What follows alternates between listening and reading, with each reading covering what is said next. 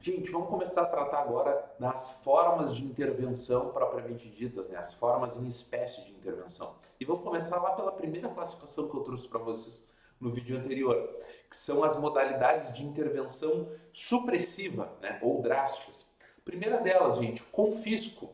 Confisco também pode ser considerado como um sinônimo de expropriação. Dependendo do autor que vocês consultem, da doutrina que vocês utilizem para os seus estudos, podem usar uma expressão ou outra. Ambas estão corretas e ambas são consideradas sinônimos, tá?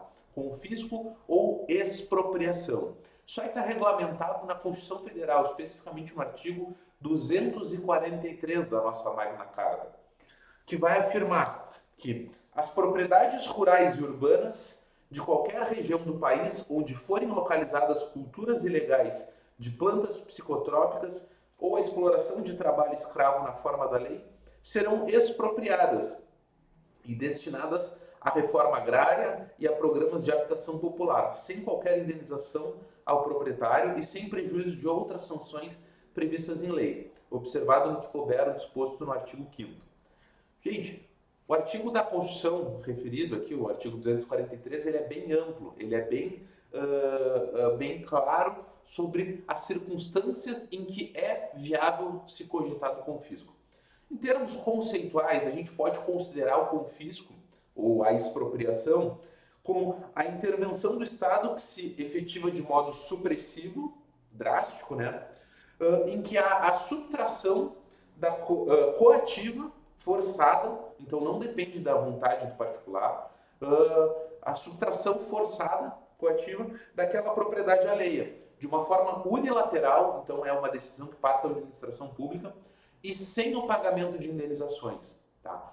Aqui o caráter é punitivo, o caráter é de pena, é uma pena que incide sobre a propriedade.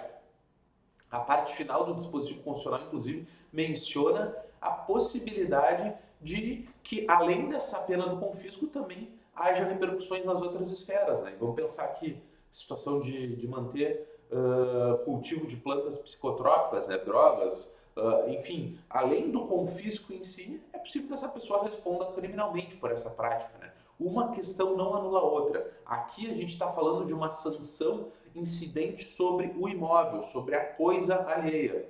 Tá? Então tem necessariamente um caráter punitivo. E por ser pena, não se fala em indenização. Tá bem, gente?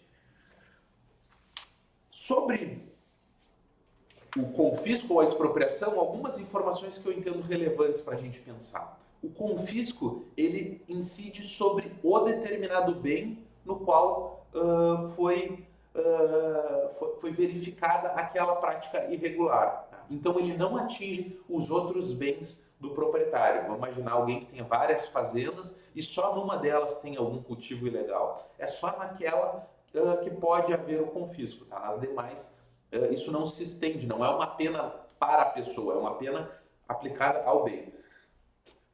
Segunda situação, gente.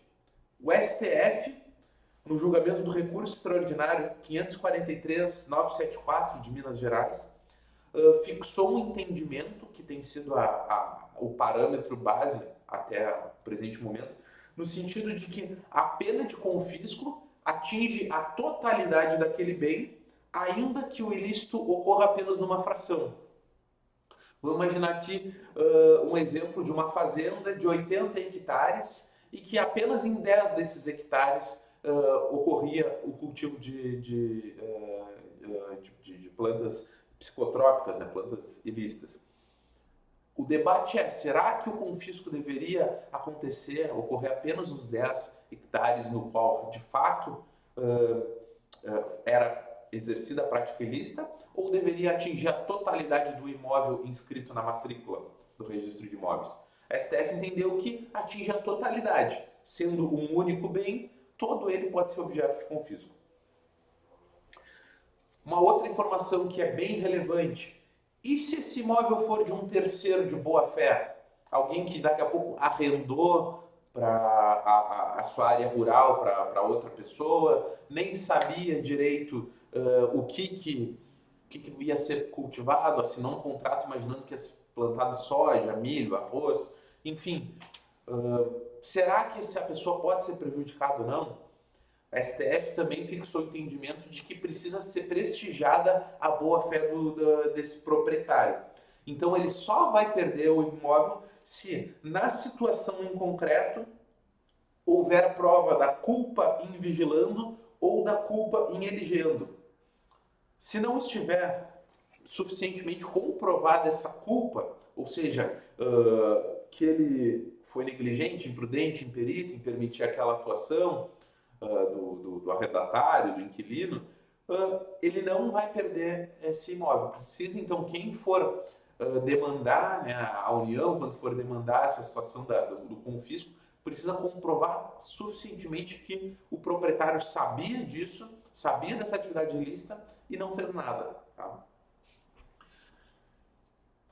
Em relação, gente, isso aqui é um assunto que está bem contemporâneo por conta de notícias recentes, em relação ali à questão da aplicabilidade do artigo 243 no que tange à utilização de trabalho escravo. O que a doutrina tem entendido? Que nesse ponto o dispositivo constitucional não é auto-aplicável, que ele precisa de uma lei complementar que até hoje não foi aprovada.